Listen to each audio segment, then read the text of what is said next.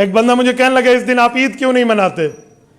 میں نے کہا بیٹا نہ اتنی پیدائش کی خوشی منا کہ تجھے وفات بھول جائے، نہ اتنا وفات کا غم لے کہ نہ تجھے پیدائش بھول جائے۔ مجھے کہنے لگا وفات، غم تو وہ منائے جس کا کوئی مر گیا ہو، میرے پاک پیغمبر زندہ ہیں۔ میں نے کہا زندگی تو میں بھی مانتا ہوں، لیکن وہ وفات کے بعد قبر مبارک کی زندگی ہے، وہ تو وفات کے وعدے کے بعد ہے۔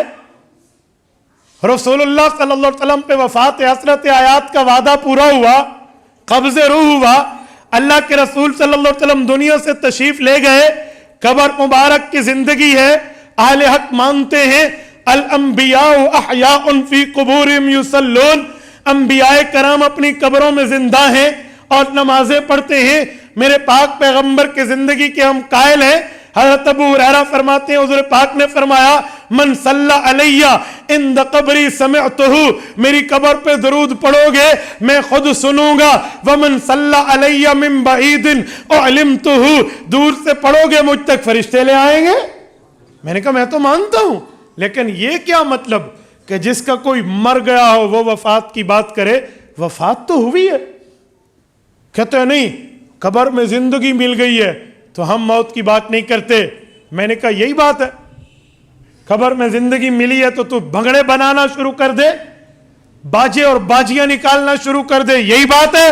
اچھا ذرا جگر تھام، دل پہ ہاتھ رکھ، سینے پر ہتھیلی رکھ، اب میری باری آئی ہے، ادھر آ ستمگر ہنر آزمائیں، تو تیر آزما ہم جگر آزمائیں۔ قبر کی زندگی ہر کسی کے لیے ہے، اس میں تفاوت ہے درجے کا۔ میرے پاک پیغمبر کی زندگی انبیاء سے، اولیاء سے، اتقیاء سے، اصفیاء سے، فقہاء سے، دنیا کے تمام لوگوں سے بڑھ کے ہے۔ اس کے بعد انبیاء کی ہے، پھر صحابہ کی ہے، پھر شہداء کی ہے، پھر عام بندے کی ہے۔ زندگی قبر میں ہر بندے کو ملتی ہے، کسی کو ملتی ہے صرف عام حالات میں گناہ گار ہے، عذاب سہے گا، نیکوکار ہے، راحتیں ملیں گی۔ وہ شہید ہے، بدن کو مٹی نہیں کھائے گی۔ وہ صحابی اور نبی ہے، بدن محفوظ ہے، نبی قبر میں نماز پڑھتے ہیں، رتبہ بڑھتا جائے گا، حیات کا درجہ بڑھتا جائے گا، مرتبہ بڑھتا جائے گا، زندگی کے درجات بڑھتے جائیں گے۔ لیکن زندہ تو ہر بندہ ہے، اس نے قبر میں سوالوں کے جواب دینے ہیں۔ فرشتوں نے پوچھنا ہے من ربک، اس نے کہنا ہے ربی اللہ۔ فرشتوں نے پوچھنا ہے من نبیک، اس نے کہنا ہے نبی محمد صلی اللہ علیہ وسلم۔ فرشتوں نے پوچھنا ہے ما دینک، اس نے کہنا ہے دینی الاسلام۔ اس نے جواب دینے ہیں۔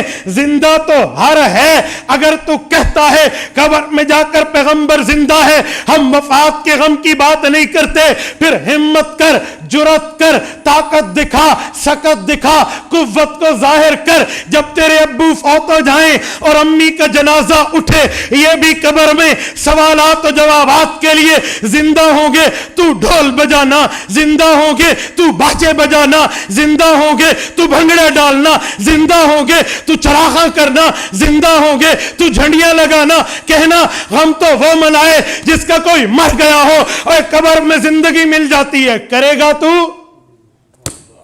کہتے جی نہیں۔ میں نے کہا کیوں؟ کیا رسول اللہ صلی اللہ علیہ وسلم کی وفات حسرت آیات کو تو یوں مٹا دے گا؟ عجیب بات ہے۔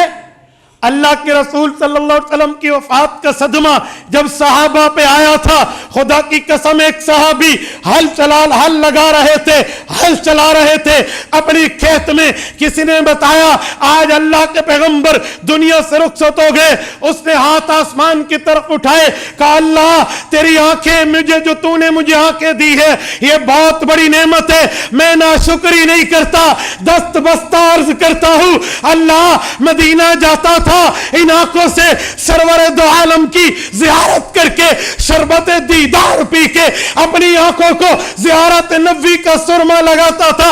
اب حضور نہیں رہے، اللہ میری آنکھیں اٹھا لے، کہاں جاؤ گے؟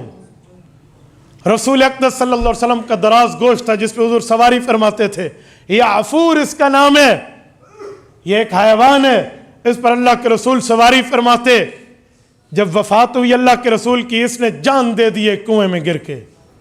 یار بات کرتے ہو، حضرت سیدنا عثمان غنی رضی اللہ تعالیٰ عنہ گزرے، حضرت عمر گزرے، حضرت عثمان بیٹھے تھے، انہوں نے سلام کیا۔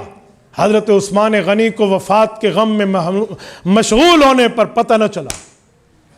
حضرت ابوبکر صدیق کو کچھ دنوں بعد حضرت عمر نے شکایت لگائی، میں نے سلام کیا، مجھے عثمان نے سلام کا جواب نہیں دیا، وجہ کیا ہے؟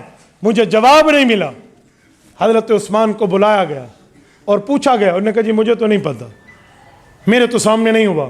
حضرت عمر نے کہا میں نے خود سلام کیا۔ جب پوری بات کی تو کہا میں تو حضور پاک کی جدائی کے غم میں مدہوش تھا، مجھے نہیں پتہ آپ گزرے اور سلام کیا، تو کیا میں بھنگڑے مٹاؤں گا؟ خوشی غمی تو وہ کرے جس کا کوئی مر گیا ہو، نعوذ باللہ۔ یہ کیا تبرعوں کی باتیں آج مشہور ہو گئی ہیں۔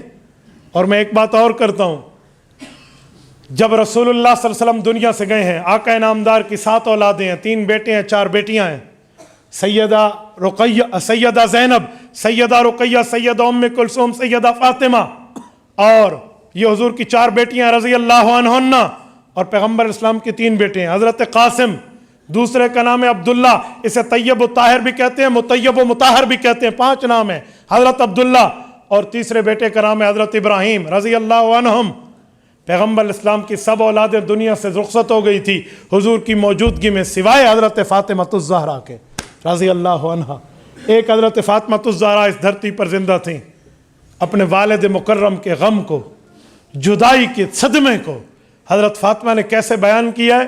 فرماتی تھی صبت علی مصائب لو انہا، اللہ اکبر، اے کاش آپ کو عربی آتی اور اس جملے میں آپ اتر کے اس میں غم کی فیلنگز کا احساس کرتے کہ اماں زہرا کیا فرما رہی ہیں۔ صبت، یہ میں یوں انڈیل دوں نا، یہ گلاس پانی بہ دو تو ویٹ دیتا ہے، اس کو کہتے ہیں سبا یا سبو، برسا دینا۔ انا سببنا الماء سبا، قرآن کہتے ہیں ہم نے پانی برسایا ہے آسمان سے۔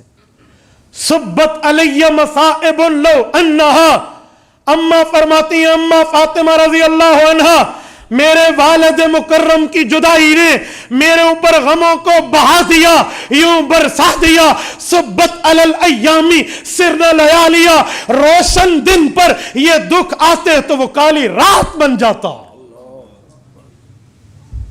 روشن دن پر یہ دکھ آتے وہ کالی رات میں بدل جاتا، سرنا لیالیا۔ اور اسی مہینے میں وفات رسول اللہ کی، اور میں خوشی خوشی کی بات کر کے وفات کو ہٹا دوں۔ تبارك الذي نزل الفرقان على عبده ليكون للعالمين نذيرا